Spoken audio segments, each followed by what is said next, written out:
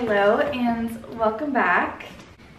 It is so cold. I am in huge cozy mode right now because I also don't have a working heater. And I'm literally like shivering, like it's fucking freezing. Anyways, so yeah, there's been a literal blizzard rainstorm nonstop in LA this week. And emotionally, I don't do well in the rain. I don't do well with no sun. So, and I'm really such a pussy about it, and I'm fully aware. I'll get comments all the time of like, I live in the snow, or like, you live in California, you can't complain. It's like, that's why it's so bad. That's why I'm a pussy, because I'm from LA. I've never lived anywhere else. I'm used to constant sunny weather. I've never been like in a snowy environment really. So yeah, I'm gonna bitch about it and complain, and I can't handle it. But it's okay, we're making do, and I'm trying to just embrace being cozy and everything. But life is just moving so fast right now, and so much is happening, and so much is changing, and exciting things, intense things. Like I can literally feel myself being anxious. So I'm gonna take a collective big breath.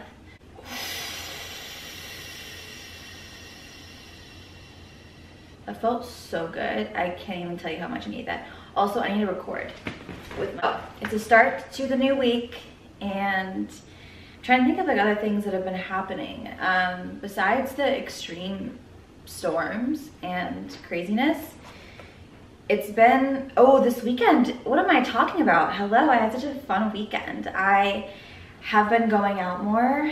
I really took like a good 6 months of not really going out, except for like sometimes I would dabble on the weekends. But I think when you're in a relationship, you kind of just stay in a lot with that person. And I'm just really enjoying right now kind of being with new friends and just, I don't know, embracing going out and embracing being 25. And there's stuff to do literally every single night. So I've been embracing just that, and I don't know, taking advantage of new friends, new experiences, new things. And like I literally went out on Saturday night and Sunday night. Like, who is that? I don't know who she is. I literally went out at like 10 p.m. It was crazy. But I got home at 12:30. It was not a big deal. And sometimes I like doing that because I think sometimes I get in my head at night, and so it's nice to kind of get home and be like immediately exhausted and just go to sleep. So it's been fun, but it's been adding to the like go-ness of it. So anyways, but yeah, that's been really fun. I've been kind of challenging myself in that way. And I'm going to New York in April, so I'm kind of prepping for that and just like a little nervous about that, obviously, because it's like I'm going for a month in a whole new place by myself. And so it'll be fun though, honestly. But I've also been just thinking a lot about too, like the way I've been coping with things and coping mechanisms in general, and just kind of like, I don't know, life's been a whirlwind, and I've been feeling a lot of things in my body, which is something I've always talked about, where basically it's like the mind-body connection, the mind-gut connection. It's a very like obvious thing in a way, but if you're someone that deals with anxiety and depression, you might have these experiences. But I feel like anytime that I feel emotionally off, I feel it in my body, and then it triggers this cycle of like, then I feel it in my body, and then that makes me more stressed and anxious, and then the cycle continues. So I'm just like fucking myself basically, which isn't fun.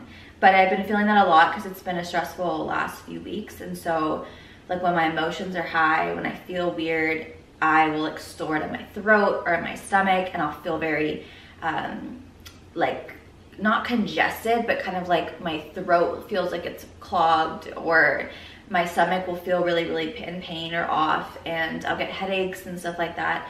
So it's weird. It's like listening to your body cues though has been really important for me, and just like really slowing down and really being mindful about like my mornings, and writing a bunch and releasing the emotions, crying when I need to, running, like doing things that just literally release things from my body has been really nice. So if you ever struggle with things like that, I really recommend doing some releasing type of activities. It helps a lot. Even anger, I mean, so many different emotions we have get stored in our bodies. So honestly, like any of the emotions that we experience, we need to release them. And that's why even just like working out is so powerful, or going for walks, going for runs, doing deep breathing, writing stuff out, creating, any of that is just getting the circulation going, moving things through, letting emotions pass through you. It's really good. So yeah. But today's episode, I am actually about to go to a Botox appointment. So I had a really weird inspiration of recording this episode on my thoughts, or maybe just I should say a discussion. My thoughts in a discussion on plastic surgery, on manipulating the way you look, on optimizing yourself, especially when it comes to women. I know that men also can feel this way probably, but I think women mainly deal with it, and I'm a woman, so it's kind of where my opinions are gonna come from. And another thing I want to say before I even get into any of this is that when I have these types of episodes, I know that they can probably be a very opinionated topic. And so I don't want to come off like I'm sitting here saying things that I'm 100% sure of, or that I 100% know for facts, or whatever. I'm just opening a discussion. And that's the beauty of this podcast, is that I like to just discuss things, share my own beliefs, my own thoughts. But I'm very open to conversation. I'm very open to hearing what other people have to say. I've actually seen quite a lot on my TikTok recently about people saying like, oh, we normalize plastic surgery too much, or actually the transparency is just as harmful, or you know, it makes women and young girls feel like we need to constantly be changing ourselves and all of that. So I have some thoughts on this, but I just wanted to say first off that I by in no means am promoting plastic surgery, saying that it's a good thing, or, you know, telling you to go out and get any. And I've gotten some comments before too, because I've posted about getting Botox and lip filler and all of that. And I've never had any other surgery done before, just like those filler temporary enhancements. But I think I've gotten a lot of comments saying like, oh, like the fact that you're promoting this is so crazy and funny, and you're so supposed to be so healthy and all of that. And okay, so I guess I have I'm so divided on all of this stuff, I think. And I think this happens a lot. And I think that we can change our opinions and thoughts and stuff. I think there's a part of me that I've always been this way, where when I think about like what other people are doing with their bodies, with their lives, what people believe in, I don't really care. I'm like, look, I'm me. I'll take care of my own stuff. I'll believe what I want to believe. If you're not hurting anyone or yourself, then you can do whatever you want. Like, I'm someone that really isn't that judgmental when it comes to what people are doing with themselves. I'm like, you do it. Do you want plastic surgery? Great. If you don't, don't. Like, I don't care. I'm not going to judge anyone for what they choose to do with their own lives. But people are very judgmental about it, and I get it, because I think it's something that leads into this culture of, you know, eating disorders and body dysmorphia and social media. I mean, there's so many conversations that it plays into, and so it's a very intense topic, and it's hard. And part of me goes, we have one life. We have a very definite mortal life, and who cares what you do? Literally, if you want to look like a blown up, big boobed, big lipped, long, luscious, voluptuous girl, then by all means go do that. Live your truth. Live what makes you feel good, right? Who cares? Like, literally, who cares? You have one life, one body. You might as well just go crazy and have fun and do what makes you feel good. And I very much have lived by that, which is why I have literally the most random assortment of tattoos on my body, because I'm so much like, look, life isn't promised. Who cares? Enjoy it while you're here. I never was one to think about the future, like the future of how, like, I never thought like, oh, filler is gonna migrate on my face. I'm just not someone that would think in advance like that. I've just never been that way, which is something that I'm developing and learning how to do, because it's very important. But it's something that I never previously had done. And so I think there's half of me that still is in that mindset of like YOLO, literally, like the YOLO mindset, which is not great, but it's also true. Like, it's also true. Like, it is true and real, right? So I'm always in between those. The YOLO, the just go for it, it's fun. Also, I always think everything's just kind of a bit. So for me, this is also like a personal problem. And also makes life fun though, is that I just genuinely think that everything's like kind of funny and kind of like, why not? Like do it for the plot, do it for the bit. So for me, it's like, I've always thought like with my lips, like I would just get them done like crazy. And I would just be like, I don't care. Like I want people to know I have lip filler. I want to have like big old juicy lips. Like who cares?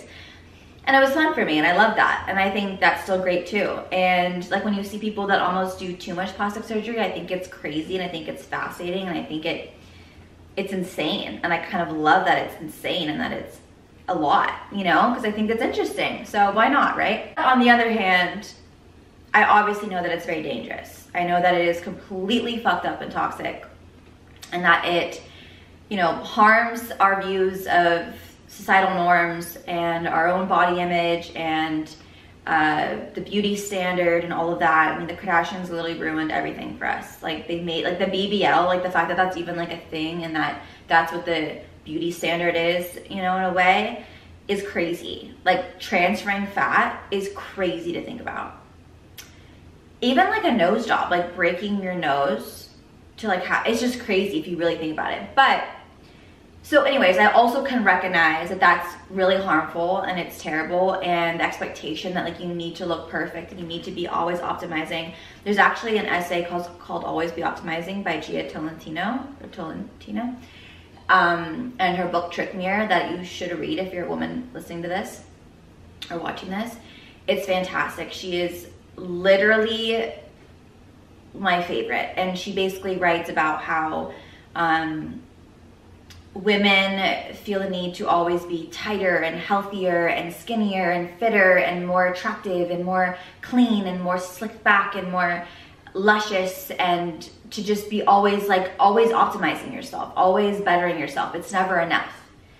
And I think that's been a thing forever. I think that's a very common theme in our society, and it has been for years and years and years. I mean, look back at our parents' generation, okay? Like the amount of fat-free, crazy diets, women, you know, eating barely anything, going on crazy diets, corsets, feet binding. Look at different cultures and how they've manipulated their bodies. I mean, it's so funny that when people hate on plastic surgery right now, like it hasn't been a thing forever. I mean, of course, there's more modern medicine, there's more modern forms of, you know, we have better, I guess, equipment and better technology and better, you know, more advanced medicine and everything like that. But ultimately, body and face manipulation has been a thing forever.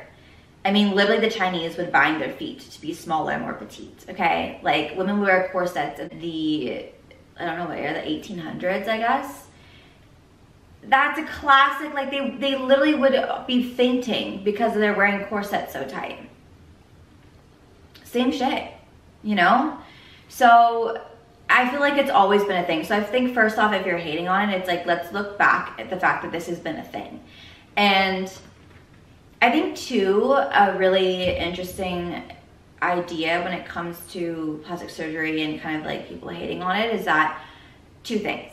First off, I think that it's almost naive to think that we could all just have this like, let's all love each other and accept each other and accept ourselves and love ourselves and think we're perfect and not want to change anything. Let's just all do that. It's like, okay, like yeah, in theory, what a lovely world that would be to live in if we could do that. But it's not like that. You know, I mean, everything, our whole entire culture is basically wanting us to change the way we look and to get thinner and to get fitter and to get prettier and to get this and that and that and that, to buy the products, to buy the makeup, to change our hair, to get extensions, to get our nails done, to do all this stuff. Our culture literally feeds off of our insecurities. So I just don't think it's really possible to get to that place. I think in theory, that would be lovely, but that's not the reality, the truth. And I think that it's just kind of, yeah, naive to say, let's all just love each other and not get plastic surgery, like we all don't need it. It's like, no, of course we don't all need it. We're all beautiful in our own ways, but it's deeply ingrained in us to think that we need to change. And it goes beyond if you're an insecure person or not. Because like, let's say like, if you think you're even confident, and you can be confident. You can be confident and love yourself and love your body, your face, but still think in the back of your head, if you gave me $12,000, I would probably just go real quickly and get something done. you know, or you could want it, you can like, in the back of your head, you're gonna wanna kind of like change something, or like maybe lose 10 pounds. Like if you're being dead honest with yourself, and look, if you've reached enlightenment and you love everything about yourself and you don't have any bad days, then that is so amazing. And I literally like, incredible. But I think more often than not, I would say probably what, 97% of people, of women in today's society, they want to change something about themselves. They want to optimize themselves in some way. And so I think it is just naive to say like, let's all just love each other and love ourselves and like not do plastic surgery. It's like, it's gonna always kind of be a thing as long as this is how our culture is. So anyways, and then I also think that 2 more things about the hating of it is that secondly, I think that it's actually great that we're seeing more transparency. I love seeing a girl who just got her boobs done and she's like, yeah, I got my boobs done, like my new titties, they look great, I feel so good, I feel so hot, I feel so sexy, I've always been insecure about this, I love this. I'm like, yeah, fucking right on. It makes my heart warm to see that, because it's hard having an insecurity. And I'm not saying the answer is to go out and buy something new or change something, but if you have the means to do it, and if you really want to, and that's gonna make you happy, then I love that. Because the more confident girls we have, and the more girls who are just feeling good in themselves, that's all we could ask for. Like that is what's helping culture shift. And the fact that they're talking about it is brilliant to me, because I think the toxic thing will forever be women getting a bunch of work done, like the Kardashians, not saying a single thing about it, pretending, lying that actually they don't have work done, and then that's the beauty standard. And then we're all like, wait, like how did they do that? What workouts are they doing? Like what did they do? And meanwhile they've had like 15 surgeries and like they don't tell anyone. I think that's terribly toxic, and I would much rather have a girl be like, look, I just got my nose done, come with me, let's vlog the nose job, and then you know, hide it. So I think that's great. I think that the more that we're being transparent about things, the better.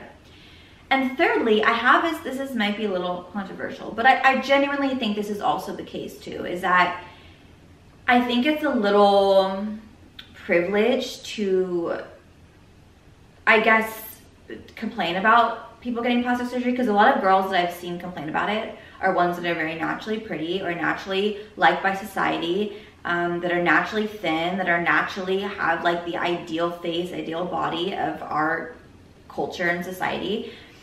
And they're like, well, why do we like, no, you know, we don't need plastic surgery. And I'm like, yeah, because you are the standard. You've probably never been bullied for your nose. You've probably never been bullied for your flat chest. You've probably never been bullied or talked about behind your back about the way you look. And I think if you've ever suffered from severe insecurities about something, then you have a different perspective. I mean, of course you can learn to love those insecurities. I mean, I've learned to love a lot of my insecurities, but would I still change them if I had the chance to? Probably, or I would at least think about it. And I wouldn't hate on someone for having the opportunity to go get something done that makes them insecure, that they've been bullied for, that they've felt embarrassed by, you know? So I think that's also a privileged thing in a way, to hate on it if you've never experienced it yourself, because you don't know how it feels to be in someone else's shoes, you know, and to think that something is, you know, I think like even when we used to hate on Kylie Jenner for like her lips, right? Like she literally probably was so insecure about her mouth, like so insecure about her lips, about like, she's probably nervous to kiss. Like I'm not trying to defend Kylie Jenner because whatever, but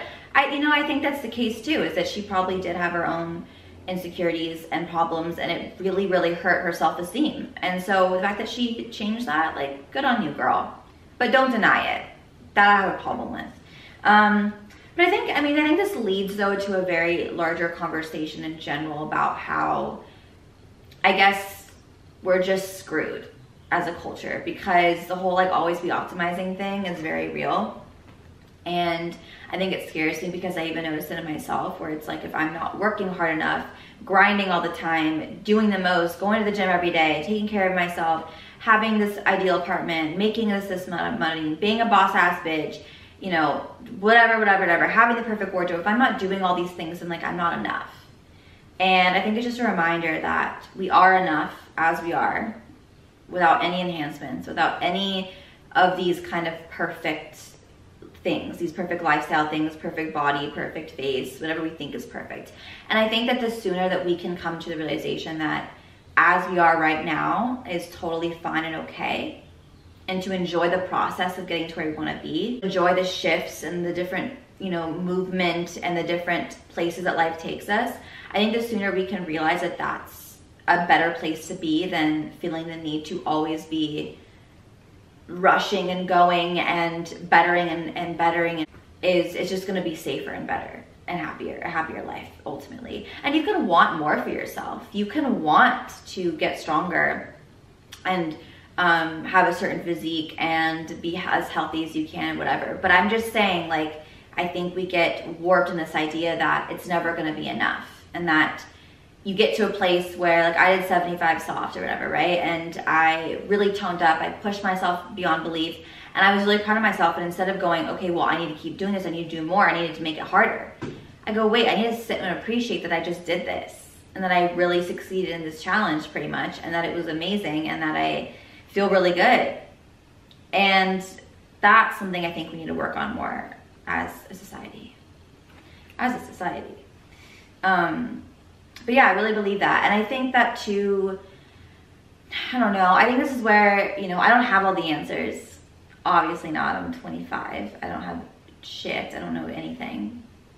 But I'm just curious, like, what do we do about this whole need to be optimizing? Like, why, how do we fix it? You know, and I think that's why a lot of us crave slower living. Once we get to a certain age, I think that's why we crave settling down. And that's why we crave family and real connection and all those things, because I think you realize after a while, like, the other stuff fades. It really does. And that whole rat race, that whole game is not forever. And it's not where real happiness comes from. So I think it gets just very tiring and very unfulfilling to constantly want to be optimizing yourself. And I felt this way too about the wellness industry, which I'll just really quickly get into because I'm literally late for my Botox appointment, but like, whatever, this comes first.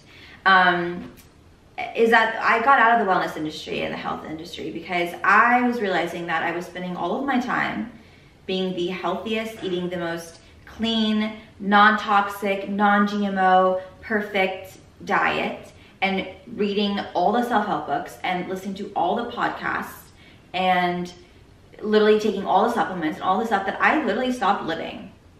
Like, I literally stopped existing and living. Like, I was just completely fixated on trying to be this ultimate, healthiest, perfect self, that once I kind of got there, I was like, wait, now I don't really have a lot of friends. I don't even really eat great food. I'm kind of like isolated. I'm so focusing on trying to heal myself that I am just forming more traumas and digging into like deeper past traumas and like reliving stuff and doing all this work that's kind of just like reversing what I'm trying to do. Not to say that it, you know, I think that, again, doing the work, going to therapy, taking care of yourself, so fucking important. I am the biggest advocate for that. But there's balance. And I think that though, just feeling like, okay, I'm going to be the healthiest person ever. I'm going to just, you know, cutting out all these things or eating just a certain way or following a very strict diet or whatever. I just feel like that's not, for me at least, it literally hurt me in the long run. Because it's the same idea of like, I'm never going to be perfect. I'm never going to be fully healed. I mean, what is being fully healed? More stuff is just going to happen to you. Like, more life's just going to happen, you know? That's what's so funny is like, I'll heal things that are in my childhood, from my childhood. And then I'm like, oh, but I just created more shit. So it's like, it's just this never ending. Like, we're going to experience more death. We're going to experience more trauma. We're going to experience more loss and more love and more heartache. And it's like, it's never going to end. You just get better at dealing with things. That's what I always say. And yes, like, and obviously, you know, having tools in your toolbox and reading things that might help you and inspire you to get through those times and stuff like that is great. But to be constantly obsessed with needing to be healthy and doing the work and all of that 24/7, I truly don't think that that's, I think living is also doing the work. I think putting your phone away and laughing and drinking a beer if you want to and eating a burger and staying out a little late some nights and whatever it is, I think that that's also doing the work, you know? So we covered a lot of bases here, but ultimately I just think you do what you want to do. You live your life and you find balance. And with anything, even plastic surgery, with Botox, whatever, you find balance. And you let people do what they want to do. And you'll live a happy, peaceful, great life. Try to, at least. That's where I'm at right now. But anyways, like my Botox, that's as much as I can lift my eyes. I think it's so funny. I think it's great. I'm like, look, this is the emotion I can bring.